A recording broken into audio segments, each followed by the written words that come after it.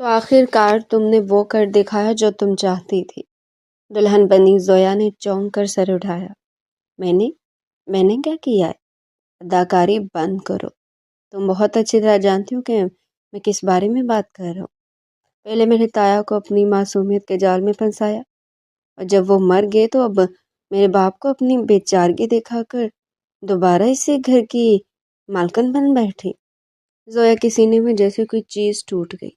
تم جیسی لڑکیوں جو صرف بینک بیلنس دیکھ کر نکاح کرتی ہیں، انہیں عزت۔ رات کا پچھلا پہر تھا اور فضا میں پھیلی خاموشی کسی آنے والے طوفان کا پتہ دے رہی تھی۔ زویا جائے نماز پر بیٹھی اپنے آنسوؤں کو چھپانے کی کوشش کر رہی تھی، لیکن وہ تھے کہ تھمنے کا نام ہی نہیں لے رہے تھے۔ اس کے سفید دوپٹے کا پلو آنسوؤں سے تر ہو چکا تھا۔ اس نے تھر تھراتے ہوئے ہاتھ دعا کے لیے اٹھائے تو اس کی سسکیوں میں تیزی آ گئی۔ وہ تڑپ کر اللہ سے دعا مانگ رہی تھی کہ یا اللہ، ہاشم صاحب کو زندگی دے دے۔ وہ اس شادی سے کبھی خوش نہیں ہے۔ اس نے تو صرف اپنے باپ کی عزت بچانے اور اس کے سر سے قرض کا بوجھ اتارنے کے لیے خود کو ایک ایسے انسان کے حوالے کر دیا تھا جو اس کی باپ کا عمر کا تھا۔ لیکن اب جب کہ وہ اس کے نکاح میں تھی، اس کا معصوم دل یہ برداشت نہیں کر پا رہا تھا کہ وہ اس کے سامنے تڑپے۔ زویا کے ذہن میں وسوسوں کا ایک جال بن چکا تھا۔ وہ سوچ رہی تھی کہ اگر ہاشم صاحب کو کچھ ہو گیا تو اس کا کیا بنے گا۔ لوگ تو پہلے باتیں کر رہے ہیں کہ ایک 19 سال کی لڑکی نے دولت کی خاطر بڈھے سے شادی کر لی، اور اگر اب یہ سایہ بھی سر سے اٹھ گیا تو دنیا اسے جینے نہیں دے گی۔ وہ اپنی بے بسی پر کڑ رہی تھی کہ کس طرح اسے ایک ایسی ذمہ داری میں جکڑ دیا گیا ہے جس کا انجام اسے صرف اندھیرا دکھائی دے رہا تھا۔ وہ جائے نماز سمیٹ کر اٹھی اور ننگے پاؤں ساتھ والے کمرے کی طرف بڑھی جو اس کمرے کے ساتھ اٹیچ تھا۔ جیسے اس نے دروازہ کھولا، اسے ہاشم صاحب کے سینے سے نکلنے والی ایک خوفناک گھڑگھڑاہٹ سنائی دی۔ ان کی آنکھیں چھت کی طرف جمی تھی اور جسم اکڑ رہا تھا۔ ہاشم صاحب، کیا ہوا ہے آپ کو؟ زویا نے گھبرا کر ان کے قریب جا کر پکارا، لیکن وہاں سے کوئی جواب نہ ملا۔ وہ بدحواس ہو کر باہر بھاگی۔ ڈرائنگ روم میں قادر صاحب بیٹھے کچھ کاغذات دیکھ رہے تھے۔ زویا کی ہامتی ہوئی آواز گونجی، چچا جلدی آئیں، ان کی حالت بہت خراب ہے۔ قادر صاحب فوراً اٹھے اور کمرے کی طرف دوڑے۔ ہاشم صاحب کی حالت دیکھ کر وہ سمجھ گئے کہ یہ آخری وقت ہے۔ کچھ دیر بعد ہسپتال کے برآمدے میں زویا ایک بینچ پر بیٹھی تھی۔ اسے محسوس ہو رہا تھا جیسے وقت تھم گیا ہو۔ کچھ دیر بعد ڈاکٹر باہر نکلا اور اس نے خاموشی سے سر جھکا دیا۔ ڈاکٹر، میرا بھائی کیسا ہے؟ آئی ایم سوری قادر صاحب، ہم انہیں نہیں بچا سکے۔ ڈاکٹر کے الفاظ زویا کے کانوں میں کسی دھماکے کی طرح لگے۔ وہ وہیں فرش پر بیٹھ گئی تھی۔ اسے ہاشم صاحب سے محبت نہیں تھی، لیکن ان کی موت نے اسے ایک ایسے خالی پن میں دھکیل دیا تھا جہاں صرف سوالات تھے۔ وہ سوچنے لگی کہ کیا اس کی قسمت میں صرف ماتم ہی لکھا ہے؟ ابھی تو اس کے ہاتھوں کی مہندی بھی نہیں اتری تھی کہ وہ بیوہ کہلانے کی لگی تھی۔ ہاشم صاحب کی تدفین کے بعد گھر کا ماحول قبرستان جیسا ہو گیا تھا، لیکن اس اداسی کے پیچھے قادر صاحب کے دماغ میں خطرناک منصوبہ جنم لے چکا تھا۔ انہیں وہ جائیداد یاد آ رہی تھی جو ہاشم صاحب نے نکاح کے وقت زویا کے نام کر دی تھی۔ وہ اپنے کمرے میں ٹہلتے ہوئے سوچ رہے تھے کہ یہ لڑکی تو اب آزاد ہے، یہ جائیداد لے کر کہیں بھی جا سکتی ہے۔ اس جائیداد کو بچانے کا صرف ایک ہی طریقہ تھا کہ زویا کے اس گھر سے کبھی نکلنے ہی نہ دیا جائے۔ 1.5 ماہ بعد جب فارس امریکہ سے واپس آیا تو اسے گھر کے حالات دیکھ کر شدید صدمہ ہوا۔ وہ اپنے تایا سے بہت پیار کرتا تھا۔ شام کا وقت تھا اور وہ لان میں اکیلا بیٹھا تھا کہ قادر صاحب اس کے پاس آ گئے۔ فارس بیٹا، میں نے تمہارے مستقبل کے لیے ایک بہت بڑا فیصلہ کیا ہے، قادر صاحب نے سنجیدگی سے کہا تھا۔ جی بابا، فارس نے ان کی طرف دیکھا۔ تمہیں زویا سے نکاح کرنا ہوگا۔ قادر صاحب کے جملے نے جیسے فارس کے پیروں تلے سے زمین نکال دی۔ کیا؟ فارس حیرت سے چلایا۔ بابا، وہ میرے تایا کی بیوہ ہیں۔ آپ یہ کیسی باتیں کر رہے ہیں؟ لوگ کیا کہیں گے؟ میں ایک ایسی عورت سے شادی کیسے کروں جو رشتے میں میری تائی لگتی ہیں؟ بیٹی کی بات سن کر قادر صاحب کا لہجہ سخت ہو گیا تھا۔ رشتوں کی دہائی مت دو فارس، جائیداد اور خاندان کا مفاد سب سے اوپر ہوتا ہے۔ اگر وہ جائیداد لے کر چلی گئی تو ہماری نسلیں در بدر ہو جائیں گی۔ تمہیں یہ قربانی دینی ہوگی۔ یہ قربانی نہیں ہے ابا، یہ زیادتی ہے، میرے اپنے خواب ہیں، میری اپنی زندگی ہے، فارس نے تڑپ کر کہا۔ خواب صرف وہ پورے ہوتے ہیں جن کے پیچھے دولت ہو، قادر صاحب نے اس کی آنکھوں میں آنکھیں ڈال کر کہا۔ اگر تم نے میری بات نہ مانی تو میرا مرا ہوا منہ دیکھو گے اور تم پر اس گھر کے دروازے ہمیشہ کے لیے بند ہو جائیں گے۔ فارس خاموش ہو گیا تھا۔ اس کے ذہن میں ایک جنگ چھڑ گئی تھی۔ وہ سوچ رہا تھا کہ ایک طرف اس کے باپ کی ضد ہے اور دوسری طرف اس کی اپنی انا۔ کیا وہ ایک ایسی لڑکی کا بوجھ اٹھا پائے گا جسے وہ کبھی اپنا نہیں سکے گا؟ کیا اس کی ڈگری اور اس کی تعلیم کا یہی فائدہ ہوا کہ وہ ایک جائیداد کے سودے کا حصہ بن جائے؟ اگلے دن قادر صاحب زویا کے کمرے میں گئے۔ زویا کھڑکی کے پاس کھڑی باہر دیکھ رہی تھی۔ اس کی آنکھوں کے گرد سیاہ حلقے اس کے دکھ کی گواہی دے رہے تھے۔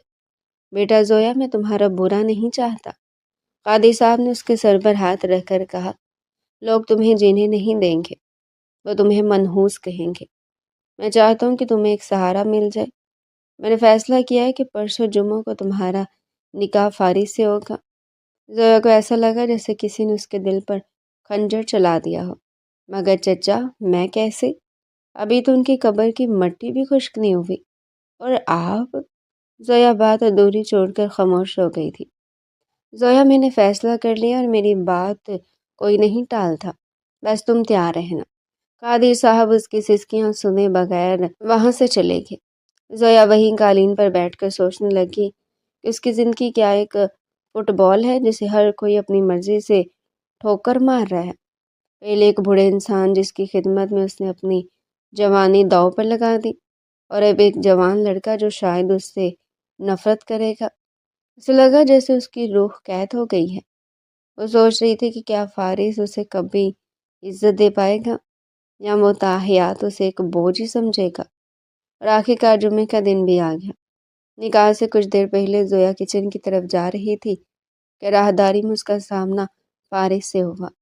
دونوں ایک لمحے کے لیے رک گئے۔ فارس نے پہلی بار زویا کے معصوم اور غمزدہ چہرے کو اتنے قریب سے دیکھا۔ اس کی آنکھوں میں موجود درد نے فارس کے دل میں ایک کسک سی پیدا کر دی۔ فارس اسے دیکھ کر سوچنے لگا کہ اس لڑکی کا کیا قصور ہے؟ یہ بھی تو میری طرح مجبور ہے، اسے بھی تو قربانی کا بکرا بنایا جا رہا ہے۔ لیکن اس کے اندر کی مردانگی اسے یہ ماننے سے روک رہی تھی کہ وہ ایک بیوہ کو اپنی بیوی کے طور پر قبول کر لے۔ نکاح کی تقریب سادگی سے ہوئی تھی۔ وہ دونوں ایک ایسے رشتے میں بندھ چکے تھے جس میں ان دونوں کی رضامندی شامل نہیں تھی۔ زویا بہت زیادہ ڈر رہی تھی۔ اسے لگ رہا تھا کہ اب اس کی زندگی پہلے سے بھی زیادہ مشکل ہو جائے گی۔ نکاح کے بعد زویا کو فارس کے کمرے میں پہنچا دیا گیا تھا۔ زویا کی دیورانی جو اب اس کی ساس بن چکی تھی، اسے بیٹے کے کمرے میں چھوڑ آئی تھی۔ کمرے میں جلتی مدھم روشنی دیواروں پر عجیب سے سائے بنا رہی تھی۔ زویا بیٹھ کے ایک کونے پر ساکت بیٹھی تھی۔ اس کے سرخ جوڑے کی چمک اس کے مرجھائے ہوئے چہرے کا ماتم کر رہی تھی۔ وہ اپنے ذہن میں سوچ رہی تھی کہ یا اللہ، یہ کیسی آزمائش ہے۔ کمرے کا دروازہ ایک جھٹکے سے کھلا اور فارس اندر داخل ہوا۔ اس کے چہرے پر تھکن کم اور بیزاری زیادہ تھی۔ اس نے شیروانی کے بٹن کھولتے ہوئے ایک نظر زویا پر ڈالی، جس میں نہ کوئی کشش تھی اور نہ ہی کوئی ہمدردی، بس ایک سرد مہری تھی۔ فارس نے کمرے کے بیچ میں کھڑے ہو کر طنزیہ لہجے میں کہا، تو آخرکار تم نے وہ کر دکھایا جو تم چاہتی تھی۔ زویا نے چونک کر سر اٹھایا۔ اس کی بڑی بڑی آنکھوں میں حیرت اور دکھ کی لہر دوڑی۔ وہ کچھ کہنا نہیں چاہتی تھی، مگر آخرکار اس کے منہ سے اپنے بارے میں بات نکلے گی۔ میں نے کیا کیا ہے؟ اس نے کانپتی آواز کے ساتھ کہا تھا۔ فارس نے ایک تلخ قہقہ لگایا۔ اداکاری بند کرو، تم بہت اچھی طرح جانتے ہو کہ میں کس بارے میں بات کر رہا ہوں۔ پہلے میرے تایا کو اپنی معصومیت کے جال میں پھنسایا تاکہ وہ سب کچھ تمہارے نام کر دے، اور جب وہ مر گئے تو اب میرے باپ کو اپنی بیچارگی دکھا کر دوبارہ سے معصوم بن گئی۔ زویا کے سینے میں جیسے کوئی چیز ٹوٹ گئی، وہ تڑپ کر اٹھی۔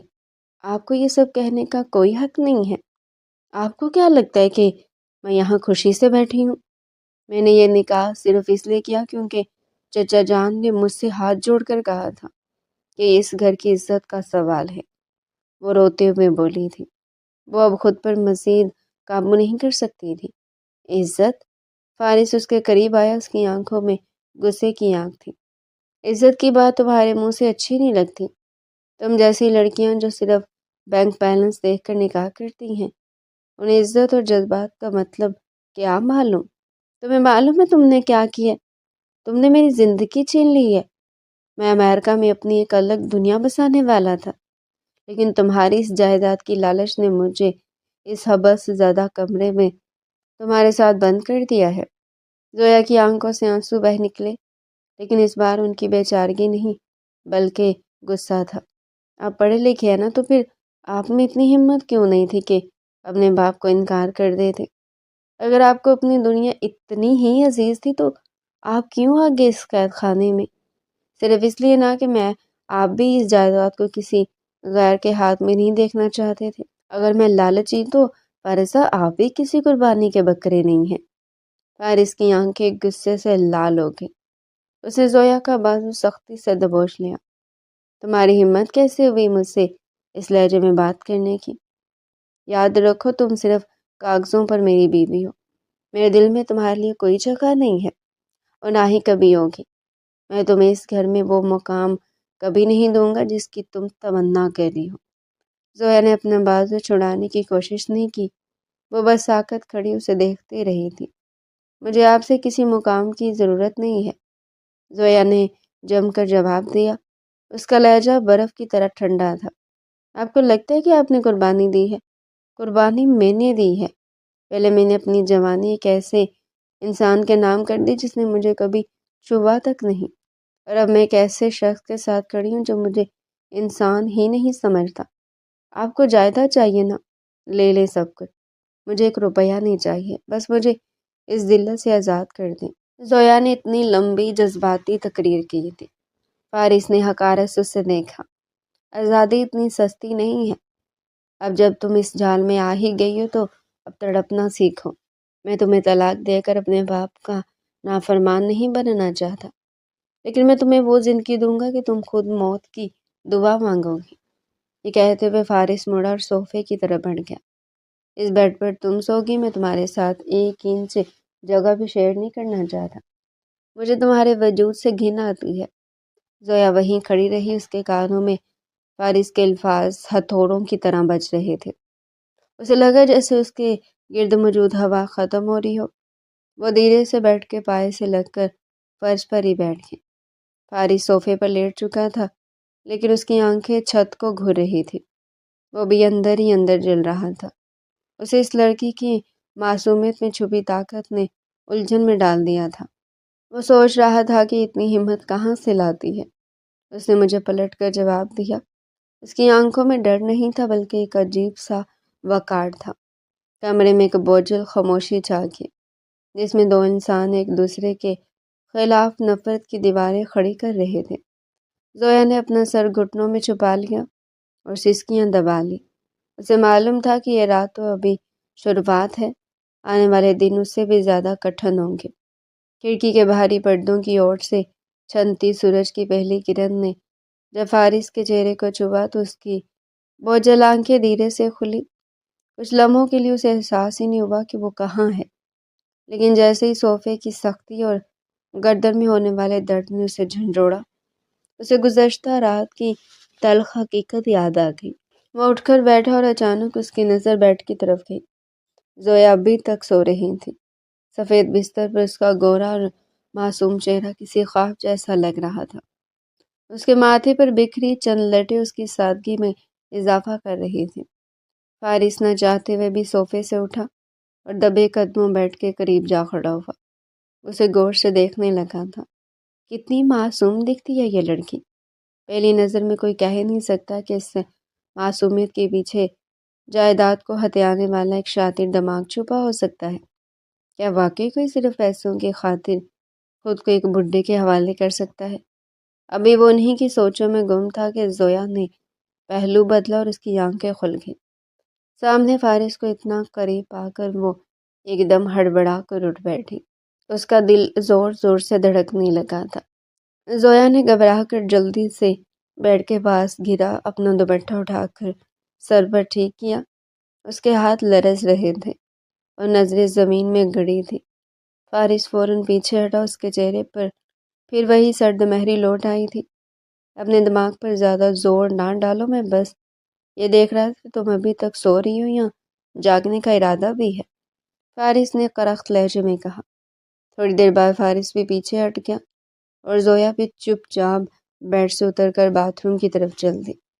تقریباً آدھے گھنٹے بعد جب وہ باہر نکلی تو فارس صوفے پر بیٹھا اپنے فون میں مگن تھا۔ زویا نے سیاہ رنگ کا کڑھائی والا سوٹ پہن رکھا تھا جس پر اس کی رنگت مزید نکھر آئی تھی۔ گیلے بالوں سے گرتی بوندیں اس کے کندھوں کو بھگو رہی تھی۔ فارس نے جیسے ہی سر اٹھایا وہ ساکت رہ گیا۔ اس نے اب تک زویا کو ٹھیک سے نہیں دیکھا تھا، یا شاید دیکھنا نہیں چاہتا تھا، لیکن سیاہ لباس میں وہ کسی قیامت سے کم نہیں لگ رہی تھی۔ فارس کے ہاتھ میں پکڑا فون جیسے بے وزن ہو گیا۔ وہ اسے دیکھ کر حیران رہ گیا تھا، مگر اگلے ہی لمحے فارس نے خود کو سنبھال لیا۔ اسے مکمل طور پر نظر انداز کرتے ہوئے اپنے کپڑے اٹھا کر باتھ روم کی طرف بڑھ گیا۔ زویا وہیں کھڑی رہ گئی تھی۔ وہ سوچنے لگی تھی کہ یہ شخص کتنا عجیب ہے، کبھی اتنا قریب آ جاتا ہے کہ سانسیں رکنے لگتی ہیں، اور کبھی اتنی نفرت دکھاتا ہے جیسے میں کوئی گناہ ہوں۔ کچھ دیر بعد وہ دونوں سیڑھیاں اتر کر ڈائننگ ہال کی طرف جا رہے تھے۔ فارس آگے آگے تھا اور زویا 2 قدم پیچھے، جیسے کوئی مجرم جا رہا ہو۔ ڈائننگ ٹیبل پر قادر صاحب اخبار لیے بیٹھے تھے۔ ان کے چہرے پر ایک فاتحانہ مسکراہٹ تھی۔ فارس بیٹا بیٹھو، اور زویا تم بھی یہاں فارس کے ساتھ بیٹھو۔ فارس خاموشی سے کرسی کھینچ کر بیٹھ گیا، جبکہ زویا ہچکچاتے ہوئے اس کے برابر میں بیٹھ گئی۔ ملازمہ ناشتہ لگا رہی تھی۔ نازیہ بیگم کی طبیعت ٹھیک نہیں تھی، اسی لیے وہ اپنے کمرے میں تھی۔ ناشتے کے دوران قادر صاحب نے سوچا کہ یہی وقت ہے وہ بات کرنے کا جس کے لیے انہوں نے بھائی کی بیوہ سے بیٹے کا نکاح کرایا تھا۔ بیٹا، اب جائیداد کے کچھ کاغذات پر تمہارے اور زویا کے مشترکہ دستخط چاہیے ہوں گے، قادر صاحب نے لقمہ توڑتے ہوئے کہا۔ آج ہی وکیل آئے گا؟ قادر صاحب نے ان دونوں کو یہ بھی بتا دیا کہ وکیل آج ہی آئے گا۔ اس معاملے کو جلد سے جلد ختم کرنا چاہتے تھے۔ فارس نے تلخی سے زویا کی طرف دیکھا۔ اس کی نظریں کہہ رہی تھی تمہارا مقصد پورا ہو رہا ہے نا؟ زویا نے نظریں جھکا لی اور سوچنے لگی، کاش میں لوگوں کو بتا سکتی کہ مجھے ان کاغذوں کی ضرورت نہیں، کاش کوئی میری خاموشی کو پڑھ سکتا۔ جی بابا، جیسے آپ ٹھیک سمجھے، فارس نے جواب دیا، لیکن اس کا لہجہ بتا رہا تھا کہ وہ اندر سے کتنا کڑوا ہو رہا ہے۔ ناشتے کی میز پر ایک بوجھل سناٹا تھا جس میں صرف چمچوں کے ٹکرانے کی آوازیں آ رہی تھی۔ زویا کو محسوس ہو رہا تھا جیسے ہر کوئی اسے پرکھ رہا ہے، اور فارس وہ تو جیسے اسے زندہ ہی دفن کر دینا چاہتا تھا۔ ناشتے کے کچھ ہی دیر بعد ڈرائنگ روم میں وکیل کی آمد ہوئی۔ قادر صاحب کے چہرے پر ایک عجیب سی بے چینی اور چمک تھی، جیسے وہ کسی بہت بڑی جیت کے قریب ہو۔ میز پر کاغذات کا ایک ڈھیر لگا تھا جس پر جائیداد کی منتقلی کی تمام تفصیلات درج تھی۔ زویا بیٹی، یہاں دستخط کر دو، قادر صاحب نے ایک فائل اس کی طرف بڑھاتے ہوئے کہا۔ یہ بس ایک قانونی کارروائی ہے تاکہ جائیداد کی دیکھ بھال میں آسانی رہے اور فارس بھی اس میں شامل ہو سکے۔ فارس وہیں صوفے پر بیٹھا یہ سب دیکھ رہا تھا۔ اس کے ذہن میں وہی باتیں چل رہی تھی کہ اب زویا نخرے کرے گی، اب وہ جائیداد کا سودا کرے گی، یا شاید اپنے نام پر کچھ حصے کے لیے بحث کرے گی۔ اس نے حقارت سے زویا کی طرف دیکھا، یہ سوچ کر کے کہ اب اس لڑکی کا اصل روپ سامنے آئے گا، لیکن زویا نے ایک بار بھی فائل کو کھول کر نہیں دیکھا۔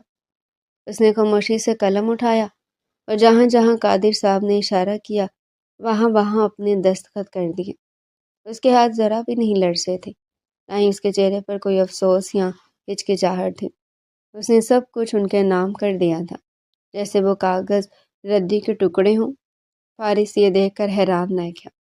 اس کی سمجھ سے باہر تھا کہ وہ لڑکی جس نے بقول اس کے باپ کے ایک بڈھے سے صرف دولت کے لیے شادی کی تھی، وہ اتنی آسانی سے کروڑوں کی جائیداد سے دستبردار کیسے ہوگی؟ فارس نہیں جانتا تھا کہ زویا کے لیے ان کاغذوں کی اہمیت اس کی جوتی کے برابر بھی نہیں تھی۔ اس نے یہ شادی دولت کے لیے نہیں بلکہ اپنے باپ کی زندگی اور اس کی عزت کی خاطر کی تھی۔ وہ قرض جو اس کے باپ کے گلے کا پھندا بنا ہوا تھا، ہاشم صاحب نے نکاح کے وقت ہی چکا دیا تھا، اور زویا کے لیے اس کی قیمت چکانا کافی تھا۔ اب اسے کسی محل یا جائیداد کی تمنا نہیں تھی، خاص طور پر اس کے بعد جو تلخ رویہ فارس نے پہلی رات اسے دکھایا تھا۔ زویا اندر سے ٹوٹ چکی تھی۔ اسے لگ رہا تھا کہ جب عزت ہی نیلام ہوگی تو دولت کا کیا کرنا۔ زویا بیٹی، تم نے بہت سمجھداری کا ثبوت دیا۔ قادر صاحب نے فائل سمیٹتے ہوئے اطمینان کی سانس لی۔ وکیل رخصت ہوا تو قادر صاحب بھی مسکراتے ہوئے اپنے کمرے کی طرف چلے گئے، جیسے ان کے سر سے کوئی بہت بڑا بوجھ اتر گیا ہو۔ اب ہال میں صرف فارس اور زویا رہ گئے تھے۔ فارس ابھی تک ساکت بیٹھا اسے گھور رہا تھا۔ تم نے وہ فائل پڑھی کیوں نہیں؟ فارس نے آخر کار خاموشی توڑی۔ اس کے لہجے میں پہلے جیسی کرختگی کے ساتھ ساتھ تھوڑی حیرت بھی تھی۔ زویا نے خالی نظروں سے اسے دیکھا۔ مجھے پڑھنے کی ضرورت نہیں تھی۔ جائیداد آپ کی تھی، آپ کے پاس چلی گئی۔ مجھے ویسے بھی اسے کوئی غرض نہیں تھی۔ فارس طنزیہ ہنسا۔ غرض نہیں تھی تو پھر میرے تایا سے نکاح کیوں کیا تھا؟ کیا وہ صرف ایک اتفاق تھا؟ زویا کی آنکھوں میں ایک پل کے لیے چمک ہے، جیسے وہ کچھ کہنا چاہتی ہو، لیکن اس نے پھر نظریں جھکا لی۔ کچھ باتیں بتانے کے لیے نہیں ہوتی، بس سہنے کے لیے ہوتی ہے۔ اگر آپ کو لگتا ہے کہ میں لالچی ہوں تو یہی صحیح۔ اب تو کاغذات پر سائن ہو گیا نا، تو اب آپ سکون سے رہ سکتے ہیں۔ وہ یہ کہہ کر وہاں سے اٹھ گئی اور کچن کی طرف چلی گئی، جہاں ابھی نازیہ بیگم گئی تھی۔ فارس وہیں بیٹھا سوچتا رہا کہ زویا کی آنکھوں میں وہ دکھ جائیداد کھونے کا نہیں تھا، بلکہ کچھ اور تھا۔ اس کے ذہن میں خلش سی پیدا ہو گئی تھی، جو اسے چین سے نہیں لینے دے رہی تھی۔ وقت بڑی تیزی کے ساتھ گزرتا جا رہا تھا۔ ان میں نزدیکیاں بالکل بھی نہیں بڑھی تھی۔ وہ نام کے میاں بیوی تھے، باقی کوئی رشتہ نہیں تھا۔ کچن میں دھومے اور مسالوں کی بو پھیلی ہوئی تھی۔ زویا صبح سے پاؤں کے بل کھڑی ساس کے حکم بجا لا رہی تھی۔ وہی عورت جو چند دن پہلے اسے بیٹی بیٹی کہتی نہیں تھکتی تھی، اب اسے جتاتی تھی کہ اس گھر میں اس کی حیثیت ایک احسان مند سے زیادہ کچھ نہیں۔ زویا، میں نے تم سے کہا تھا کہ سالن میں نمک کم رکھنا۔ میرے سر میں درد ہو رہا، تم کیا جان بوجھ کر ایسا کرتی ہو؟ نازیہ بیگم نے ہانڈی کا چمچ زور سے پٹکتے ہوئے غصے سے کہا۔ امی، میں نے تو بہت دھیان رکھا تھا۔ شاید کیا زبان لڑاتی ہو مجھ سے؟ نازیہ بیگم کا پارا ہائی ہو گیا۔ تمہیں کیا لگتا ہے کہ تم اس گھر کے لڑکے سے نکاح کر لیا تو اب تم یہاں کی ملکہ بن گئی ہو؟ تم تو وہ منحوس ہو جس نے میرے بھائی جیسے دیور کو کھا لیا اور اب میرے بیٹے کی زندگی برباد کر دی۔ نازیہ بیگم بالکل بھی زویا کو اپنے بیٹے کی بیوی نہیں بنانا چاہتی تھی۔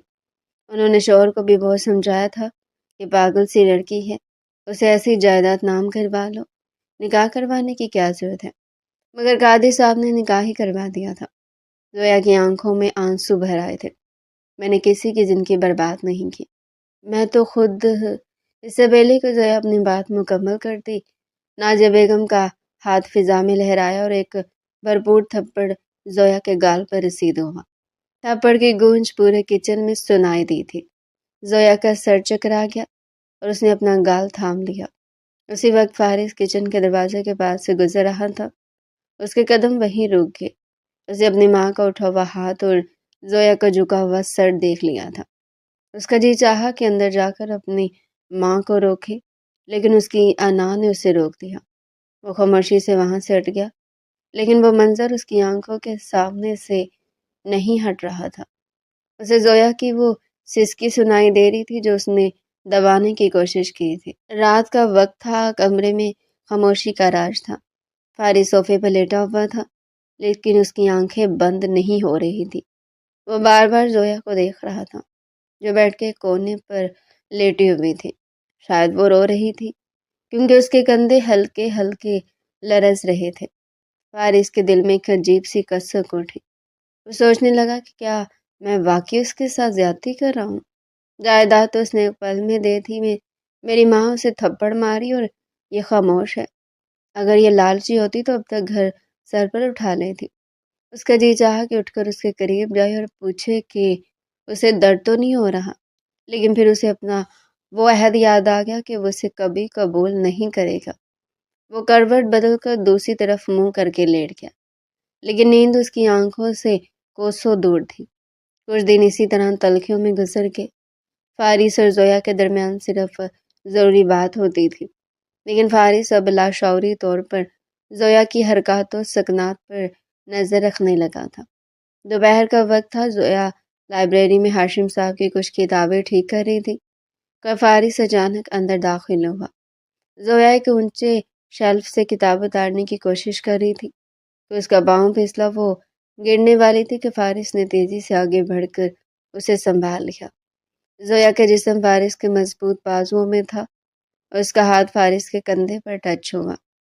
زویا کے پورے جسم میں جیسے بجلی کا کرنٹ دوڑ گیا۔ اس نے ہڑبڑا کر فارس کی آنکھوں میں دیکھا، جہاں اب غصہ نہیں بلکہ ایک عجیب سی فکر تھی۔ تم ٹھیک ہو؟ فارس نے دھیرے سے پوچھا۔ اس کا لہجہ پہلی بار اتنا نرم تھا۔ زویا نے فوراً خود کو فارس کی گرفت سے چھڑایا اور نظریں جھکا لی۔ میں ٹھیک ہوں، زویا نے بس اتنا ہی کہا تھا۔ اسے عجیب سی الجھن ہو رہی تھی۔ پہلی مرتبہ اس نے فارس کے لمس کو محسوس کیا تھا۔ فارس وہیں کھڑا تھا۔ فارس کو بھی کچھ ہو رہا تھا۔ اسے ایسا لگ رہا تھا کہ وہ اس حسینہ سے مزید دور نہیں رہ پائے گا۔ اسے کچھ سمجھ نہیں آ رہی تھی کہ آخر وہ چاہتا کیا ہے۔ دیکھو زویا، فارس نے کچھ سوچتے ہوئے کہا، اگر تمہیں اس گھر میں کوئی پریشانی ہو یا کوئی تمہیں کچھ کہے تو تم مجھے بتا سکتی ہو۔ فارس نے دل کے ہاتھوں مجبور ہو کر آخر یہ لفظ ادا کر ہی دیے تھے۔ اسے یقین نہیں آ رہا تھا کہ وہ زویا سے اتنی ہمدردی سے بات کر رہا ہے۔ زویا نے تلخی سے مسکرا کر اسے دیکھا۔ آپ کو بتا کر کیا ہوگا؟ آپ بھی تو وہی سمجھتے ہیں جو سب سمجھتے ہیں۔ کسی کو میری تکلیف سے کیا فرق پڑے گا؟ فارس لاجواب ہو گیا تھا۔ اسے محسوس ہوا کہ زویا کی باتوں میں وزن ہے۔ میں تمہیں نہیں جانتا زویا، لیکن میں تمہیں سمجھنے کی کوشش کر رہا ہوں۔ زویا نے کتابیں میز پر رکھی اور اس کے قریب سے گزرنے لگی۔ سمجھنے میں بہت دیر کر دی آپ نے، اب تو صرف فاصلے ہی باقی رہ گئے ہیں۔ فارس اسے جاتے ہوئے دیکھتا رہا۔ اسے محسوس ہونے لگا تھا کہ یہ لڑکی ویسی نہیں ہے جیسا اس نے سوچا تھا۔ اس کے دل کی برف پگھلنا شروع ہو گئی تھی۔ اسے اب زویا کا روڈ ہونا بھی اچھا لگ رہا تھا، کیونکہ وہ جانتا تھا کہ یہ اس کی زخمی انا کا دفاع ہے۔ کمرے میں شام کے سائے گہرے ہو رہے تھے۔ زویا ابھی باتھ روم سے نکلی تھی اور شیشے کے سامنے کھڑی اپنے گیلے بالوں کو تولیے سے خشک کر رہی تھی۔ اس نے ہلکے فیروزی رنگ کا سادہ سا سوٹ پہن رکھا تھا، جس پر بھیگے ہوئے بالوں کی نمی ایک عجیب سی تازگی دے رہی تھی۔ اس نے شیشے کے سامنے کھڑے ہو کر اپنے بالوں میں کنگھی کرنا شروع کی تو اس کے ہاتھ رک گئے۔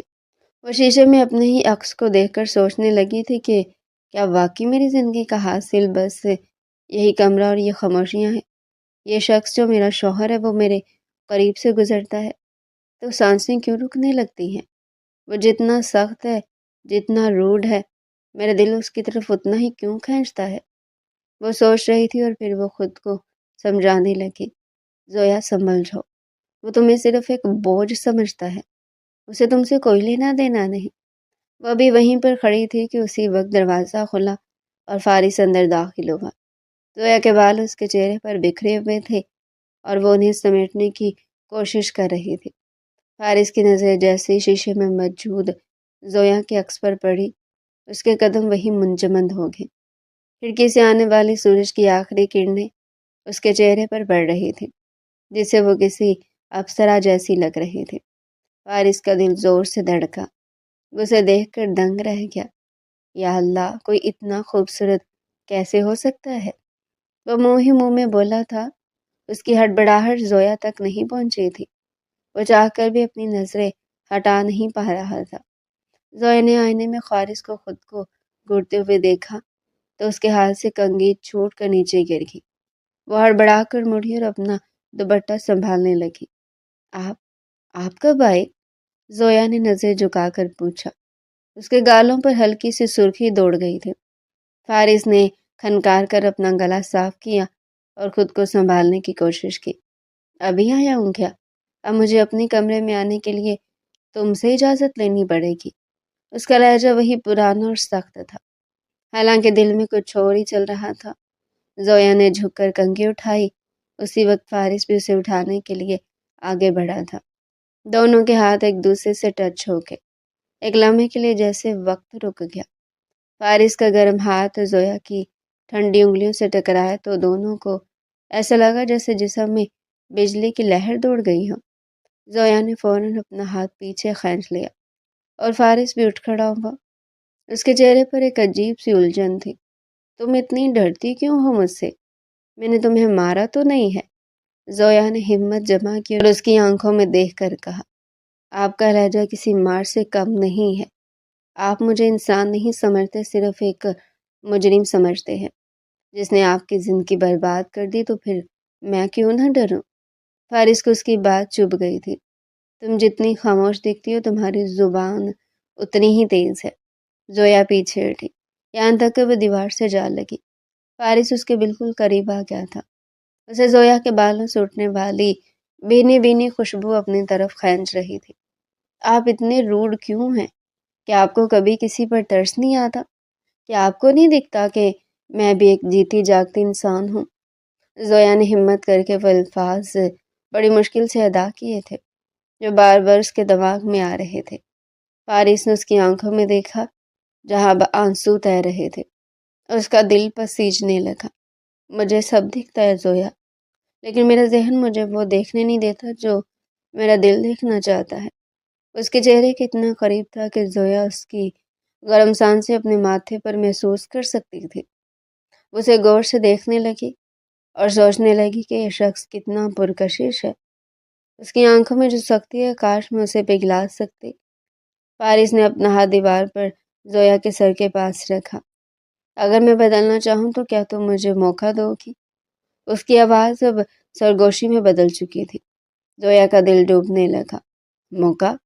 آپ نے تو پہلے سب کچھ ختم کر دیا ہے۔ آپ نے مجھے وہ زخم دیے جو کبھی نہیں بھریں گے۔ فارس نے گہری سانس لی اور پیچھے ہٹ گیا۔ زخم بڑھ جاتے ہیں زویا، بس مرہم لگانے والا سچا ہونا چاہیے۔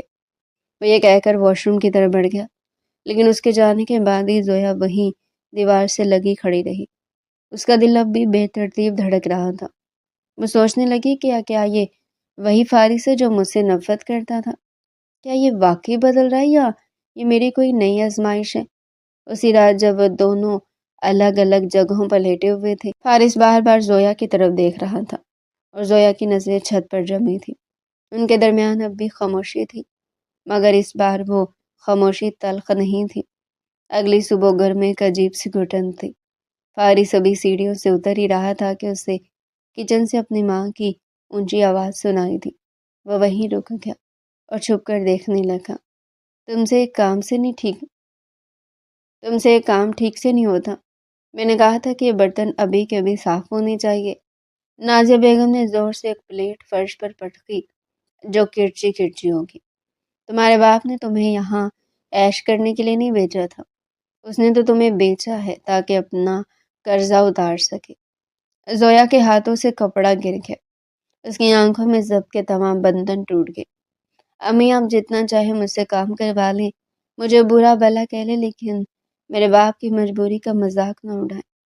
انہوں نے مجھے بیچا نہیں تھا، زویا نے سسکیوں کے ساتھ روتے ہوئے کہا۔ میرے سامنے زبان چلاتی ہو؟ شگفتہ بیگم نے دوبارہ ہاتھ اٹھایا، لیکن اس بار وہ ہاتھ ہوا میں ہی معلق رہ گیا۔ فارس نے تیزی سے آگے بڑھ کر اپنی ماں کی کلائی تھام لی تھی۔ بس کریں، اب بہت ہو گیا۔ فارس کا لہجہ اتنا سخت اور فیصلہ کن تھا کہ نازیہ بیگم کے چہرے سے وہ تمام رنگ اڑ گئے۔ فارس، تم اس لڑکی کے لیے اپنی ماں کا ہاتھ روک رہے ہو؟ نازیہ بیگم نے حیرت سے پوچھا۔ امی، میں ایک ظلم کو روک رہا ہوں۔ فارس نے زویا کی طرف دیکھا جو صحن کے ایک کونے میں کھڑی تھی۔ میں نے سب دیکھ لیا ہے، آپ اس کے ساتھ جو سلوک کر رہی ہیں نا، وہ کوئی انسان نہیں کر سکتا۔ اور زویا کا کیا قصور ہے؟ یہیں کہ اس نے اس گھر کی جائیداد بچانے کے لیے خاموشی سے ہر کاغذ پر سائن کر دیے، یہیں کہ اس نے اف تک نہیں کیا جب اسے ایک بیوہ کے طور پر اس گھر میں لایا گیا۔ فارس، تم نہیں جانتی کہ بہت چالاک ہے۔ نازیہ بیگم نے بات کاٹنی چاہی۔ نہیں امی، چالاک تو ہم لوگ ہیں جو اسے ایک مہرا سمجھ کر کھیلتے رہے۔ یہ کہہ کر فارس نے زویا کا ہاتھ تھاما۔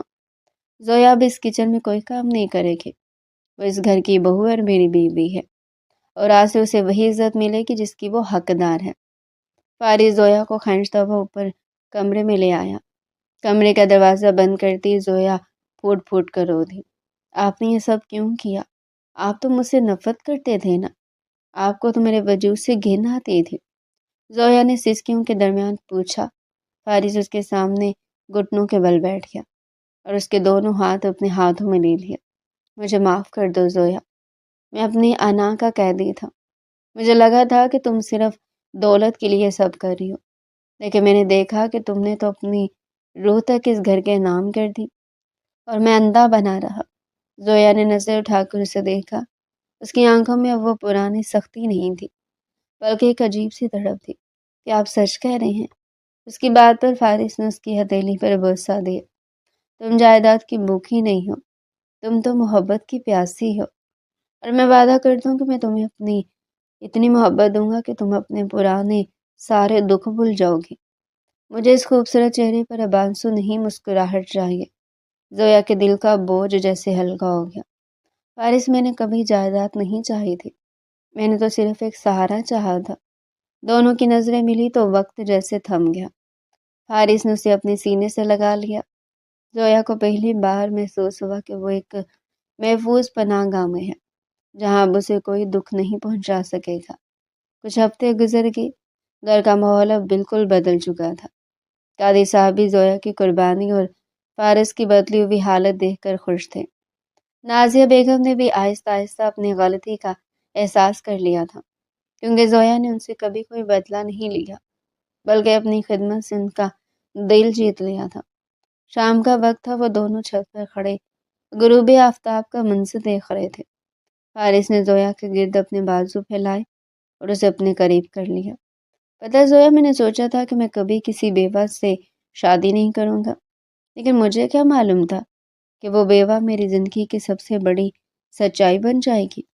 زویا نے مسکرا کر اپنا سر اس کے کندھے پر رکھ دیا۔ اور میں نے سوچا تھا کہ میں کبھی کسی پتھر دل انسان سے محبت نہیں کروں گی، لیکن اب یہ پتھر موم بن چکا ہے۔ فارس ہنسا اور اسے مزید قریب کر لیا۔ یہ محبت ہے زویا جو بڑے بڑے قلعے گرا دیتی ہے۔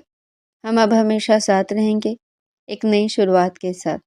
آسمان پر پھیلتی لالی ان کی نئی زندگی کی گواہی دے رہی تھی، جہاں اب کوئی جبر نہیں تھا، کوئی جائیداد کا لالچ نہیں تھا، صرف دو دلوں کی دھڑکنیں تھی جو ایک دوسرے کے لیے دھڑک رہی تھی۔ تو ڈیئر پیارے ناظرین، یہ تھا آج کا ہمارا شارٹ سا ناول۔ مزید اگر آپ ایسے ہی ناول چینل پر ڈیلی سننا چاہتے ہیں تو چینل کو سبسکرائب کریں، ویڈیو کو لائک کریں اور کمنٹ سیکشن میں اپنی رائے لازمی دیں۔